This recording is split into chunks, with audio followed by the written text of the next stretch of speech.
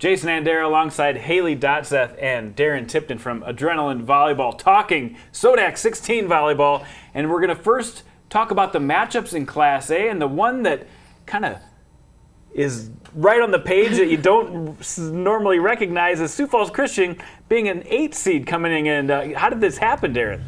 Exactly how it happened. One, we've talked about it. We've hinted on it, on our podcast and our coverage throughout the year. They play the state's toughest schedule, right? They play about half the AA teams in the state. So they have a loss to, I think, Sioux Falls, Washington. They have a loss to O'Gorman. So they play tough, and then they go to a couple tournaments in Iowa where the level of volleyball there and the talent, especially with teams like Western Christian, Uni Christian, very, very solid. So they have a few more losses is what I'm assuming why they dropped down. But you have to look at those losses. They have played, I don't even think it's close with the difficulty of schedule. So don't let that fool you. And coaches in Class A aren't fooled. They know how good Sioux Falls Christian are, and it's made for a lot of interesting scenarios. That's what I wanted to get with, that's where it really starts to get interesting, is if Sioux Falls Christian wins, who do they draw in that first round? And that's a scary first round draw.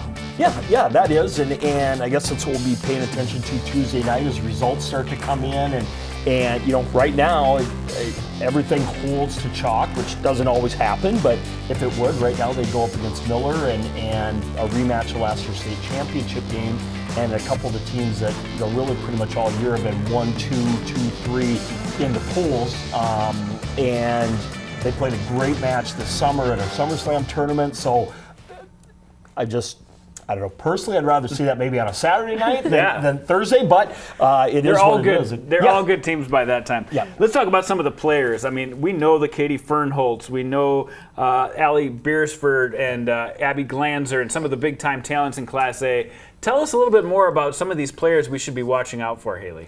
Yeah, well, I don't know how many people tuned in to the Madison Wagner game. Was that the round of 32? Yeah. Yep. But it went 5 sets. I think they won by 2 points. Two very, very good teams that deserve to be in the SoDak 16. But I think one name that stands out on that team is Abby Brooks. They're a very balanced offensive team, but she kind of holds down the net defensively. And how tall is she? 6'3". She's...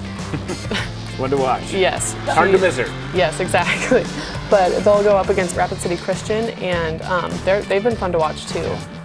We know them, maybe not on a personal level, but we've gotten to talk to them quite a bit, and they're such great girls, and they're so much fun to talk to because they love volleyball and they love each other. Whenever we kind of put out on their social media, like send us volleyball videos, fun posts like that, they're always the first ones in, sending multiples sometimes. Yep. So like Riley Freeland, glad to see her back on the court, maybe not setting so much now, maybe on the right side, but she's a great athlete.